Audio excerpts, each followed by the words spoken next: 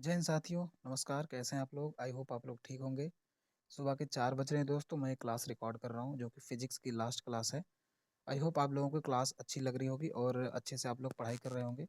और कूलिंग बहुत ज़्यादा पड़ रही, थोड़ा-सा अपने हिसाब से दोस्तों बचा के, क्योंकि अगर ठंडी लग गई तो फिर दिक्कत हो जाएगी, ठीक है? तो आइए बिना समय गँवाए स्टार्ट करते हैं। आइए सेकंड क्लास फिजिक्स की है। एक क्लास इसी क्लास में हम फिजिक्स को ख़त्म कर देंगे, ठीक है? उस क्लास में 25 क्वेश्चन तक हम करवाए थे और इधर 26 से हम करके जो भी जितने भी क्वेश्चन बचे हैं इसमें हम कंप्लीट करवा देंगे, ठीक है? आइए स्टार्ट करते हैं। क्वेश्चन नंबर 26 कह रहा है कि पलायन वेग की दर क्या होती है दोस्तों? पलायन वेग की दर क्या होती है, आइए देखते हैं। इसका हो जाएगा ऑप्शन नंबर बी हो जाएगा। 11.2 किलोमीटर होता है। 11.2 किलोमीटर होता है ये पलायन दर, ठीक है? तो बी इसका सही हो जाएगा। आइए व्याख्या देखते हैं। व्याख्या में कह रहा है कि पलायन वेग वह न्यूनतम वेग है जिस पर वस्तु पृथ्वी के गुरुत्वाकर्षण क्षेत्र से बाहर निकल जाती है, अर्थात जाने के बाद वापस नहीं आती है। इस वेग से अधिक इस वेग से अधिक पर वस्तु पृथ्वी पर वापस नहीं आती है। इसका सूत्र है वी ई बराबर √2 g r। यहाँ जी बराबर गुरुत्वीय त्वरण तथा आर बराबर पृथ्वी की त्रिज्या है। पृथ्वी की सतह से पलायन वेग लगभग 11.2 किलोमीटर से होता है। आइए 27 क्वेश्चन पे चलते हैं दोस्तों। 27 क्वेश्चन पे चलते हैं। आइए देखते हैं क्या कह रहा है। 27 क्वेश्चन कह रहा है कि यदि पृथ्वी और सूर्य में जितनी अब दूरी है उससे दुगनी दूरी हो जाए तो पृथ्वी पर सूर्य द्वारा लाया गया गुरुत्वाकर्षण लगाया गया गुरुत्वाकर्षण बल क्या होगा दोस्तों? आइए देखते हैं इसके ऑप्शन की तरफ। इसका ऑप्शन नंबर क्या हो जाएगा? आइए देखते हैं। ऑप्शन नंबर डी हो जाएगा। जितना अब है उससे एक चौथाई हो जाएगा, ठीक है? आइए व्याख्या की तरफ नजर डालते हैं। व्याख्या कह रहा है कि न्यूटन न्यूटन के सार्वत्र गुरुत्वाकर्षण के नियम के अनुसार यफ यानी द्रव्यमान के गुणनफल के समानुपाती और दूरी के वेग के व्युत्क्रमानुपाती होता है। अर्थात यदि एक सेकंड यदि पृथ्वी और सूर्य के बीच की दूरी दुगनी हो जाए तो नया बल होगा। क्या होगा दोस्तों? 1/2 बराबर 1/4। इसलिए पृथ्वी पर सूर्य द्वारा लगाया गया बल वर्तमान बल का एक चौथाई रह जाएगा, ठीक? आइए देखते हैं 28 क्वेश्चन क्या कर रहा है। उत्तल दर्पण द्वारा बनने वाला प्रतिबिंब सदैव और होता है। क्या होता है दोस्तों? आइए एक बार फिर से पढ़ते हैं इसको। उत्तल दर्पण द्वारा बनने वाला प्रतिबिंब सदैव और होता है। क्या होता है? आइए देखते हैं। ऑप्शन नंबर ए हो जाएगा। आभासी होता है और क्या होता है? सीधा होता है, ठीक है? आइए इसके व्याख्या पर नजर डालते हैं। उत्तल दर्पण का हमेशा वक्र सतह बाहर की ओर होता है। जब वस्तु दर्पण के सामने वस्तु जब वस्तु दर्पण के सामने किसी भी स्थिति में रखी जाती है तो उसके पीछे एक प्रतिबिंब बन जाता है। उत्तल दर्पण द्वारा बनने वाला प्रतिबिंब हमेशा आभासी और सीधा होता है। आइए आगे चलते हैं। 29 एक पॉइंट और बचा है दोस्तों। यह प्रतिबिंब ध्रुव और फोकस के बीच होता है। किसके बीच? प्रतिबिंब और ध्रुव और फोकस के बीच होता है। आइए 29 पे चलते हैं। 29 क्या कह रहा है? बहुरूपी प्रदर्शक द्वारा बनाए गए रंगों के प्रतिरूप जब प्रकाश स्रोत के सामने रखे जाते हैं तो निम्नलिखित में से किस परिघटना से यह बनता है? आइए देखते हैं। इसका ऑप्शन नंबर क्या हो जाएगा दोस्तों? इसका ऑप्शन नंबर डी हो जाएगा। प्रकाश का परावर्तन। प्रकाश का परावर्तन। यह बहुप्रदर्शक में प्रकाश के परावर्तन का सिद्धांत लागू होता है। इसमें दो या अधिक दर्पण विशेष कोणों पर रखे जाते हैं। जब प्रकाश इन दर्पणों से टकराता है तो यह परावर्तित होकर रंगीन प्रतिरूप बनाता है दोस्तों। इसका मुख्य प्रयोग ऑप्टिकल खिलौने और मनोरंजन में होता है। 30वें क्वेश्चन पे चलते हैं। 30वां क्वेश्चन कह रहा है कि किरण से सामान्य सतह तक मापा जाने वाला कोण क्या कहलाएगा दोस्तों? आइए देखते हैं। ऑप्शन नंबर बी हो जाएगा। परावर्तन कोण कहलाएगा। आइए इसकी व्याख्या देखते हैं। परावर्तित किरण और सामान्य सतह के बीच बनने वाला कोण परावर्तन कोण कहलाता है। इस घटना कोण और परावर्तन कोण समान माप के होते हैं, यानी प्रतिदिन नियम से आधारित होता है। यह प्रकाश की परावर्तन प्रक्रिया का मुख्य क्या है? सिद्धांत है दोस्तों। आइए देखते हैं अगला क्वेश्चन। अगला पॉइंट और देखते हैं। घटना किरण परावर्तित किरण और सामान्य सतह पर ही क्या होता है? मापा जाता है। 31 नंबर क्वेश्चन क्या कह रहा है, निम्नलिखित में से किसका प्रयोग कारों की हेडलाइट्स में किया जाता है? आइए देखते हैं। इसका हो जाएगा ऑप्शन नंबर डी हो जाएगा दोस्तों, अवतल दर्पण का प्रयोग किया जाता है। हेडलाइट में अवतल दर्पण का प्रयोग किया जाता है। कार की हेडलाइट में प्रकाश को एक दिशात्मक और केंद्र बीम में फेंकने के लिए अवतल दर्पण का प्रयोग किया जाता है। अवतल दर्पण प्रकाश को परावर्तित करके एक बीम में केंद्रित करता है। यह रात में सड़कों पर स्पष्ट दृश्यता का प्रदान करता है।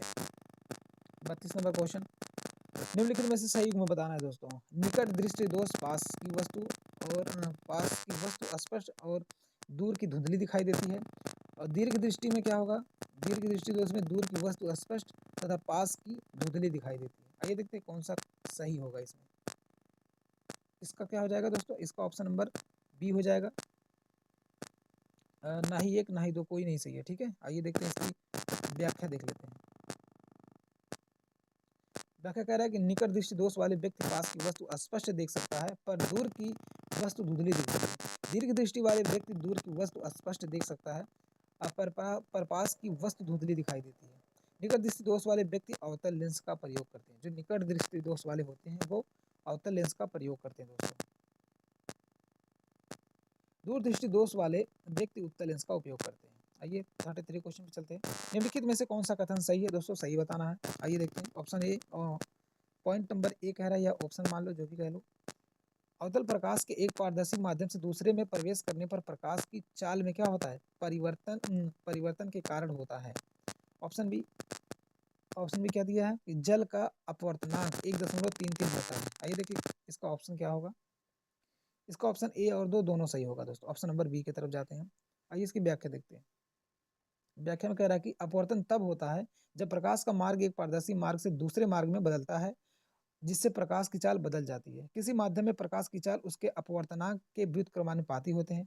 जल का अपवर्तनांक म्यू बराबर 1.33 होता है और कांच का म्यू बराबर 1.5 होता है। इसलिए कथन एक और दो दोनों सही है। 34 पे चलते हैं। 34 कह रहा है किसी वस्तु की सतह पर श्वेत प्रकाश की किरण पड़ती है, अगर सभी रंग परावर्तित हो जाए तो सतह का रंग कैसा होगा। आइए देखते हैं दोस्तों क्या होगा। सतह का रंग हो जाएगा सफेद हो जाएगा। ऑप्शन नंबर बी हो जाएगा। आइए इसकी व्याख्या देखते हैं। व्याख्या में कह रहा है कि यदि वस्तु की सतह पर पड़ने वाला श्वेत प्रकाश सभी रंग परिवर्तित करता है तो वस्तु सफेद रंग की प्रतीत होती है। यदि सतह रंगों को अवशोषित कर लेती है तो वस्तु काली दिखाई देती है। परिवर्तन की मात्रा और प्रकाश रंग की धारणा निर्धारित करती है। श्वेत प्रकाश में सभी रंग शामिल होते हैं, इसलिए पूर्ण परिवर्तन से सफेद रंग बनता है दोस्तों।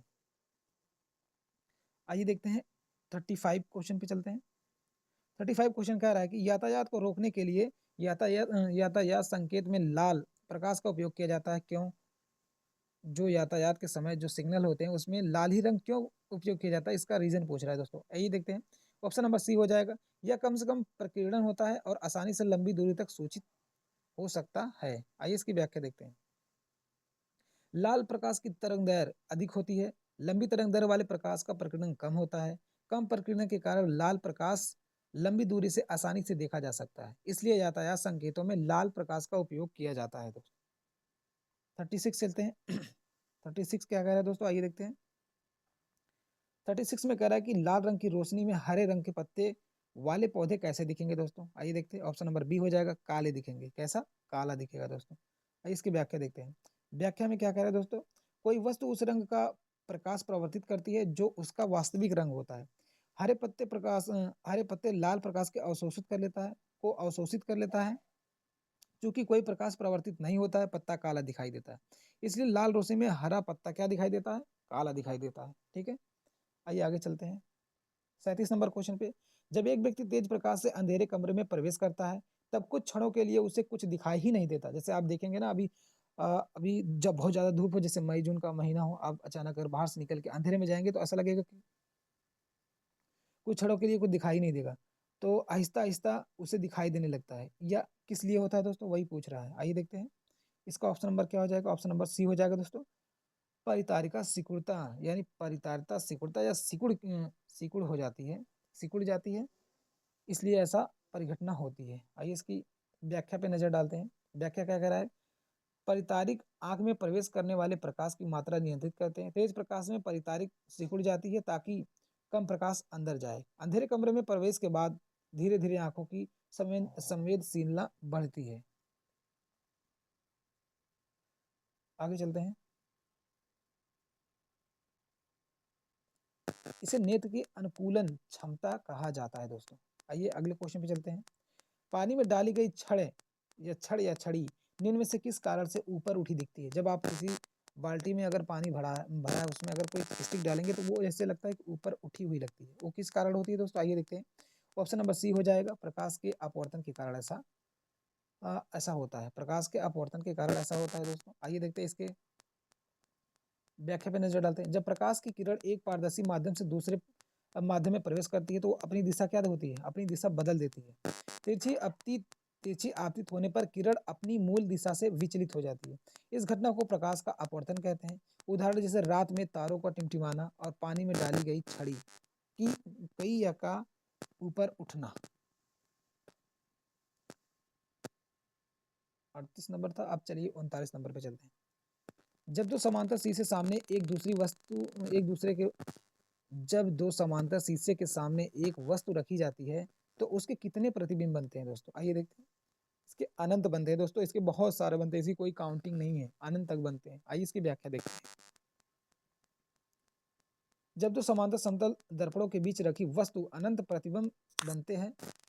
यदि दर्पण कोर पर झुके हो तो प्रतिबिंब की संख्या 360 अपान थीटा से निकाली जा सकती है। समांतर दर्पण थीटा बराबर 0 डिग्री प्रतिबिंब की संख्या अनंत तक होती है। 40 नंबर क्वेश्चन पे चलते हैं। मृग तीसरा क्या है? जो मृग तीसरा है वो क्या है दोस्तों? ऑप्शन नंबर डी हो जाएगा इसका। ठीक है, ये दृष्टि भ्रम होता है। इसको अभी मैं बता रहा हूँ, थोड़ा सा कहना चाहूँगा कि आप कभी कभी रोड पे चलते होंगे तो गर्मी के मौसम में देखे होंगे कि आपसे कुछ दूरी पे ऐसा लगता है कि रोड पे पानी होता है। वो इसी कारण होता है। आप लोग कभी गौर करिएगा आगे। आइए देखते हैं। मृग तीसरा दृष्टि भ्रम है। इसका कारण पूर्ण आंतरिक परिवर्तन होता है। यह घटना ज्यादातर रेगिस्तान में दिखाई देती है। अन्य उदाहरण जैसे हीरे की चमक और कांच के चटके हिस्से चमक, पानी में बुलबुले की चमक, ये भी होता है। और रोड पे कभी आप गर्मी में जाइएगा तो आपको ऐसा प्रतीत होगा, वो इसी के कारण होता है। निम्नलिखित में से कौन सी रसोई सामग्री का उपयोग पानी के हिमांक को कम करने के लिए किया जा सकता है? ये देखते हैं। इसका क्या हो जाएगा? ऑप्शन नंबर ये हो जाएगा, नमक होगा दोस्तों। आइए इसकी व्याख्या देखते हैं। व्याख्या कह रहा है कि हिमांक वह तापमान है जिस पर किसी पदार्थ, द्रव और ठोस अवस्था का वाष्प दाब समान समान हो जाता है। आइए आगे देखते हैं।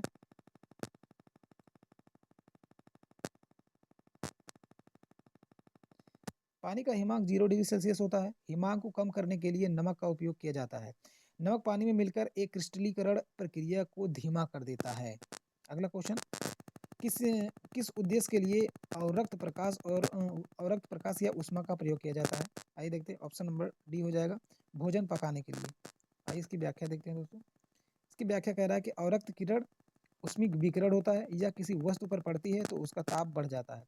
इसका प्रयोग भोजन पकाने और कोहरे और फोटोग्राफी रेगिस्तान के रोगियों की सेकाई के लिए किया जाता है। अवरक्त प्रकाश की खोज विलियम हर्लेस ने की थी। कौन किया था दोस्तों? विलियम हर्लेस। ठीक। अगला क्वेश्चन। अगला क्वेश्चन कह रहा है कि वाष्पीकरण की दर निम्नलिखित में से किस पर निर्भर नहीं करता है? इसका ऑप्शन नंबर डी हो जाएगा, तरल के कुल द्रव्यमान पर। आइए इसकी व्याख्या देखते हैं। व्याख्या कह रहा है कि वाष्पीकरण की दर प्रभावित करने वाले कारक होते हैं। तरल का तापमान, तरल का पृष्ठ क्षेत्रफल, वायु की गति और वायु दाब आर्द्रता। आइए आगे देखते हैं। वायु दाब आर्द्रता। तरल के कुल द्रव्यमान का वाष्पीकरण की दर पर कोई प्रभाव नहीं पड़ता। वाष्पीकरण सतह पर होता है। ठीक है, वाष्पीकरण सतह पर होता है, इसलिए कुल मात्रा यार, जिस कुल मात्रा इरिलेवेंट होता है दोस्तों। थोड़ा सा कहने में थोड़ा सा दिक्कत, कोई बात नहीं, आपको समझ में आना चाहिए बस। आइए आगे देखते हैं। इरिलेवेंट प्रोनाउंसिएशन थोड़ा सा नहीं निकला। आइए देखते हैं। हवा के इकाई आयतन घन एक सेकंड आयतन घन प्रति घन मीटर में उपस्थित जलवाष्प की मात्रा को कहा जाता है दोस्तों? क्या कहा जाता है? आइए देखते हैं, ऑप्शन नंबर सी हो जाएगा, निरपेक्ष आर्द्रता कहा जाता है। आइए इसकी व्याख्या देखते हैं। व्याख्या कह रहा है कि वायुमंडल में विद्यमान जलवाष्प की मात्रा आर्द्रता कहलाती है। यदि इसे वायु के प्रति इकाई आयतन में मापा जाए तो इसे निरपेक्ष आर्द्रता कहते हैं। विशिष्ट आर्द्रता वायु के प्रति इकाई भार में जलवाष्प के भार का अनुपाती होता है या अनुपात होता है। सापेक्षिक आर्द्रता एक निश्चित तापमान पर वायु की अधिकतम मात्रा और वास्तविक जलवाष्प अनुपात होता है। आइए आगे देखते हैं। 45 मनुष्य के शरीर का सामान्य तापमान कितना होता है दोस्तों? आइए देखते हैं। इसका ऑप्शन नंबर सी हो जाएगा, 98.4 डिग्री फ़ारेनहाइट होता है। इसकी व्याख्या आइए देखते हैं। मनुष्य के शरीर का तापमान लगभग 98.4 डिग्री फ़ारेनहाइट होता है, जबकि अगर उसको तापमान में देखेंगे तो 37 डिग्री सेल्सियस होता है। यह तापमान शरीर की जैविक क्रियाओं के लिए क्या होता है दोस्तों? आइए देखते हैं। जैविक क्रियाओं के लिए उपयुक्त होता है। शरीर के तापमान में बहुत अधिक उतार-चढ़ाव स्वास्थ्य पर असर डाल सकता है। सामान्य परिस्थिति में शरीर तापमान लगभग स्थिर रहता है। 46 संघनन प्रक्रिया से संदर्भित होता है। क्या संदर्भित होता है? आइए देखते हैं। ऑप्शन नंबर डी हो जाएगा। इसका क्या होता है दोस्तों? जलवाष्प का इसके द्रव रूप में परिवर्तित होना। आइए इसकी व्याख्या देखते हैं। व्याख्या कह रहा है कि संघनन वह प्रक्रिया है जिसमें जलवाष्प या गैसीय जल अपने तरल रूप में परिवर्तित हो जाता है। यह तापमान में कमी और वायु के सापेक्ष आर्द्रता पर निर्भर होता है या निर्भर करता है। उदाहरण जैसे सुबह के समय ठंडी सतह पर जलवाष्प का पानी में बदल जाना सघन वाष्प के द्रव रूप में परिवर्तन का मुख्य रूप है दोस्तों। आइए देखते हैं 47 नंबर क्वेश्चन। 47 नंबर क्या कह रहा है दोस्तों? परिपूर्ण कृष्ण पिंड वही होता है जो में क्या होगा? आइए देखते हैं। जो में होगा ऑप्शन नंबर ए हो जाएगा। ठीक है। अनुषंगिक विकिरण का अवशोषण करता है। अनुषंगिक विकिरण का क्या करता है दोस्तों? अवशोषण करता है। आइए इसकी व्याख्या देखते हैं। व्याख्या में कह रहा है कि परिपूर्ण कृष्ण पिंड वह होता है, वह वस्तु है जो सभी आविर्भूत विकिरण को अवशोषित कर लेता है। यह विकिरण परिवर्तित या परिवर्तन नहीं होता है। इसे आदर्श कृष्ण पिंड भी कहा जाता है। यह अध्ययन और तापीय विकिरण के लिए क्या होता है? प्रयोग में आता है या प्रयोग किया जाता है। 48 नंबर क्वेश्चन क्या कह रहा है कि बिजली के बल्ब का फिलामेंट किसका बना होता है दोस्तों? आइए देखते हैं। ये टंगस्टन का बना होता है, सबको पता होना चाहिए ये। आइए इसकी व्याख्या देखते हैं दोस्तों। व्याख्या में क्या कह रहा है कि बिजली के बल्ब का फिलामेंट जो टंगस्टन का बना होता है। टंगस्टन एक धातु है जिसका गलनांक 3140 डिग्री सेल्सियस होता है। ये तापमान होता है, जो भी कह लो आप। फिलामेंट में टंगस्टन धातु का तार इस्तेमाल किया जाता है। इसमें नाइक्रोम का प्रयोग प्रतिरोधक तार बनाने के लिए किया जाता है। ग्रेफाइट कार्बन का रूप है और यह भी विद्युत चालक है, लेकिन बल्ब में उपयोग नहीं होता है। आइए 49 पे चलते हैं। अधिचालकता भौतिक गुण है जिसको किससे संबंधित किया जाता है? जो अतिचालकता है वो क्या है दोस्तों? भौतिक गुण है। इसको किससे संबंधित किया जा सकता है? आइए देखते हैं। ऑप्शन नंबर डी सही हो जाएगा। विद्युत प्रतिरोध की हानि। आइए देखते हैं इसकी व्याख्या। अतिचालकता वह गुण है जिसमें किसी पदार्थ या धातु का विद्युत प्रतिरोध शून्य हो जाता है। यह स्थिति लगभग 0 के तापमान पर प्राप्त होता है। अतिचालकता में पदार्थ के भीतर चुंबकीय क्षेत्र भी शून्य हो जाता है। इसे विद्युत प्रतिरोध की हानि कहा जाता है। आइए देखते हैं इस सेशन का लास्ट क्वेश्चन, मुझे लगता होगा। जी हाँ, इस सेशन का लास्ट क्वेश्चन क्या कह रहा है? 50 क्वेश्चन। निम्नलिखित में से किस पदार्थ का प्रतिरोधक क्षमता बढ़ते तापमान के साथ घट जाती है? आइए देखते हैं क्या होगा दोस्तों इसका ऑप्शन। इसका ऑप्शन हो जाएगा ऑप्शन नंबर ए, शुद्ध सिलिकॉन के कारण। ठीक है। आइए इसकी व्याख्या देख लेते हैं दोस्तों। लास्ट व्याख्या है, सिलिकॉन और जर्मेनियम अर्धचालकता पदार्थ है। अर्धचालकता में तापमान बढ़ने पर प्रतिरोधकता घट जाती है। उच्च तापमान पर संयोजी बंध टूटते हैं और अधिक इलेक्ट्रॉन मुक्त होते हैं। इससे अर्धचालक का प्रतिरोध कम होता है दोस्तों। हाँ तो ठीक है दोस्तों, तो आज आपकी ये क्लास कंप्लीट हो गई है फिजिक्स की आपको अलग से प्लेलिस्ट बन जाएगी। ठीक है। तो आपको हिस्ट्री की लगभग पूरी हो गई और किसकी और क्या बोलते हैं इसकी फिजिक्स की पूरी हो गई है और कंप्यूटर की 1 से 2 क्लास बची हैं, वो भी कंप्लीट हो जाएगी। मिला जुला के जीएस लगभग पूर्ण होने की कगार पे है। बस 1-2 दिन यानी 2-3 दिन के अंदर पूरा कंप्लीट हो जाएगा। बस आप लोग अपना प्यार दुलार बनाए रहिए और एकदम अच्छे से मेहनत करिए दोस्तों। इसके अलावा एक और चैनल है दोस्तों, ओनली प्रैक्टिस करके, मैंने बताया था आपको। ओनली प्रैक्टिस, ओनली प्रैक्टिस करके है। इसको भी शेयर है, इसको भी जा करके सब्सक्राइब कर लीजिएगा। आगामी परीक्षा जो होने वाली है, और इस चैनल को मिला करके और उसको चैनल को मिला करके उस पर सारी क्लासेस फ्री ऑफ कॉस्ट दी जाएगी। और इस चैनल को ज़्यादा से ज़्यादा शेयर करिए अपने दोस्तों के साथ दोस्तों, क्योंकि ये चैनल अगर आपके प्यार दुलार से अगर जितना ग्रो करेगा, इस पे इतना वीडियो मतलब इतना मतलब आप लोगों के लिए इतना हेल्प होगी ना, फ्री ऑफ कॉस्ट होगा। इस पे कभी भी कोई पैसा नहीं लिया जाएगा, सिर्फ आप लोगों के प्यार के लिए इसको फ्री में चलाया जाएगा। कोई भी कितना भी इंपॉर्टेंट आ जाए एग्जाम, सब फ्री ऑफ कॉस्ट चलाया जाएगा, ठीक है। तो आपसे यही रिक्वेस्ट है कि आप वीडियो को शेयर करिए, लाइक करिए और चैनल को सब्सक्राइब करना, ताकि हमें भी मोटिवेशन मिले और आपकी जो सफलता है, जो आपकी सफलता में हम चार चांद लगा दें। हमारी कोशिश यही दोस्तों कि हमारी तरफ से जितना एफर्ट हो सकता है हम आपको दें, ताकि आपका एग्जाम निकल जाए। बस आप लोग मेहनत करिए दोस्तों, ठीक है दोस्तों। तो फिजिक्स की कंप्लीट हो गई है, मैं इसकी अलग से प्लेलिस्ट बना दूंगा, तो आप लोग जाइएगा वहाँ से एक एक क्लास आप अच्छे से देखिएगा। एक बार ना समझ में आए तो दो बार तीन बार देखिए। आप कुछ ना पढ़े हो, बस खाली इसी बुक को पढ़ के चले जाइए। किसकी दोस्तों? इसी बुक को पढ़ के चले जाइए। आपको इसी में से इतना क्वेश्चन तो मिल जाएगा कि आप एग्जाम को क्वालिफाई कर जाएंगे, ठीक है। तो अब हम यही विराम लेते हैं, फिर नए सेशन के साथ हम बायोलॉजी के और किसी क्लास के साथ जुड़ेंगे, ठीक है दोस्तों। तब तक के लिए जय हिंद, वंदे मातरम। अपना ख्याल रखिए और एग्जाम में अच्छा परफॉर्मेंस करके आइए। धन्यवाद।